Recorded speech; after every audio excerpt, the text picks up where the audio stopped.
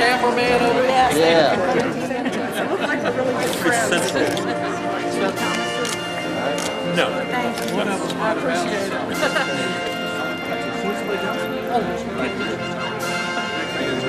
All of this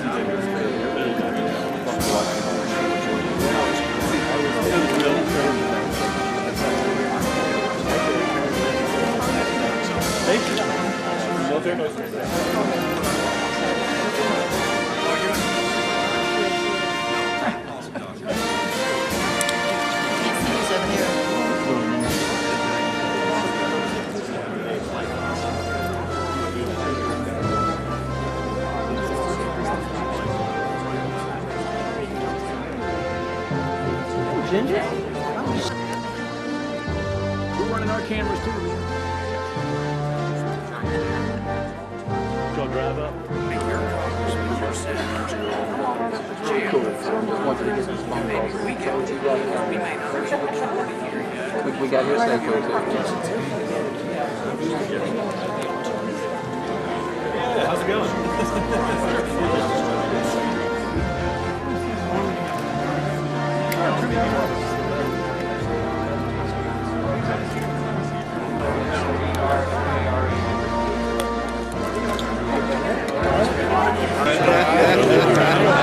Leslie got one.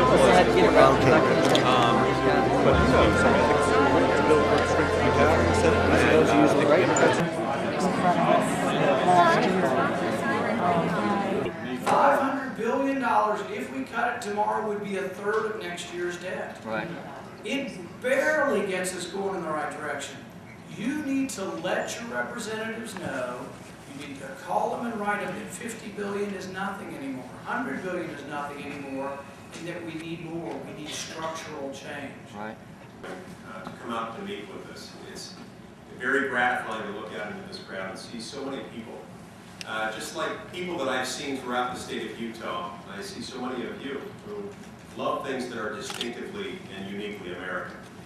This, you see, is what the Tea Party is all about. There's a lot of misunderstanding as to what the Tea Party movement is. Some call it a party, others call it new. Some call it radical. I think it's none of those things. In fact, it's something that, in its essence, has been around for a couple of centuries. The original Tea Partiers were the classic Americans. They were the people who showed up. They showed up just like you showed up today. But they showed up in December of 1773 to protest something that you also feel passionately about in many of the same ways. They showed up to protest against a large, distant national government that was taxing the people too much, that was regulating the people oppressively, that operated so far from the people that it was slow to respond to the needs of the people. And so they spoke loud and clear about what they did not want out of their national government. Now it's interesting how it evolved from there. It took them 14 years to get from the Boston Tea Party in 1773 to Philadelphia in 1787, where that same movement, or the progression of that same movement, arrived at a conclusion about what they did want out of their national government.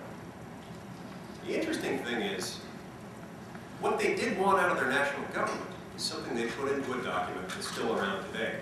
It still holds many of the same answers, doesn't it? Absolutely. We've amended it.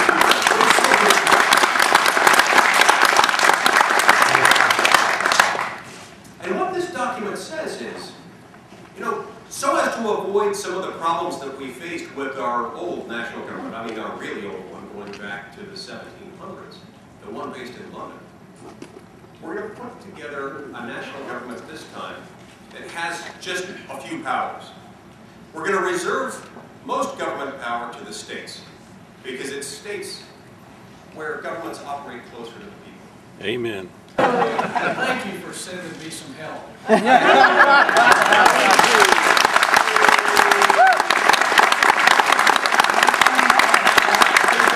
Last night, and Rand Paul was talking. He said, "My goal is to make DeMint look like a moderate." Amen.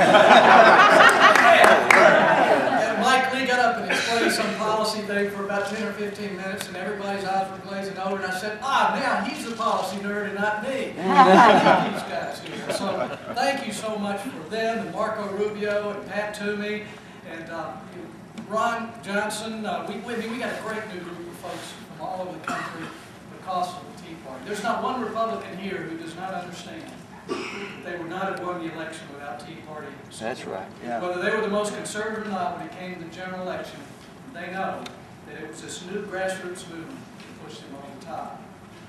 Now, you're here today, not as a tourist, and not as a visitor, but as stockholders. That's right. Amen. And you're here with us today because we want you to be the board of directors of what's going on here in Congress. The seats that we sit in every day in the Senate are not ours. They're yours, and they're lent to us to speak for you here. And we want to make sure that as we try to represent the Constitution, our oath of office, and you, that we listen to. And some folks were questioning, why are you bringing in these Tea Party folks from the outside? You don't need a hall pass. This is your place. You own it. You can come anytime. And you are building it, in effect, with the passion and the ideas that we saw in the last election. And you've truly changed the place already. I mean, the last Republican conference we had 2 years ago after the election, we weren't talking about how to cut spending, about balancing the budget, about ending the parochial pork barrel earmark culture. We weren't talking about that. But this time, because these guys were sitting in the room that you sent us, the first order of business was a Republican ban on earmarks. Amen. The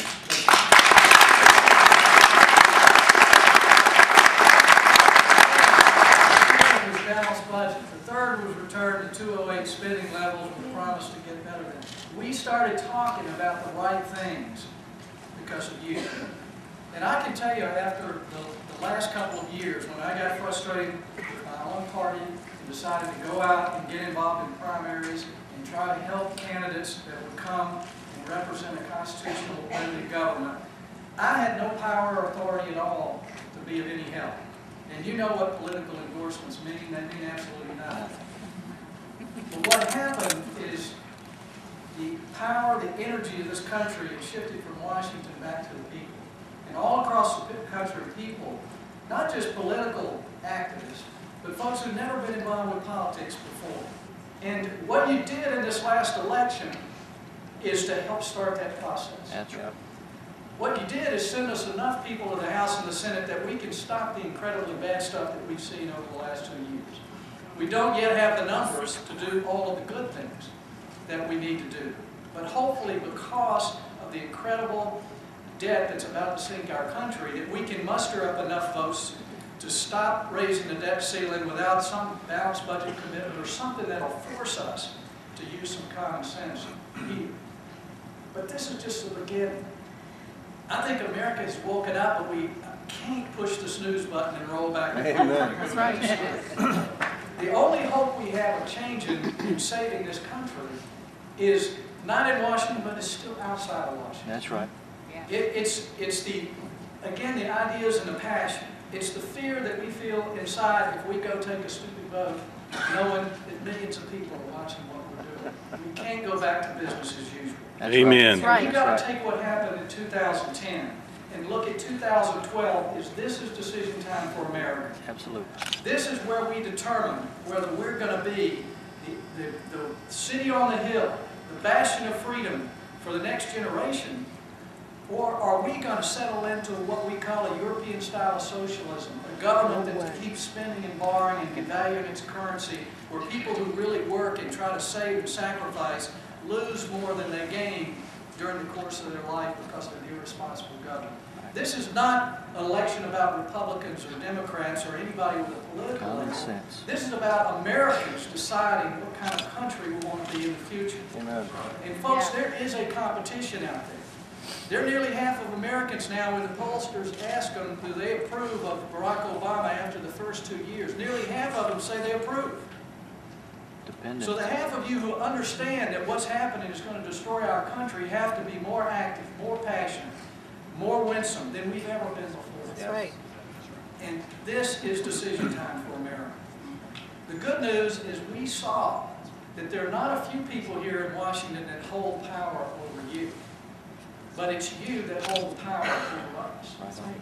And freedom in itself is when millions of people make their own decisions about what they want to do and what they value.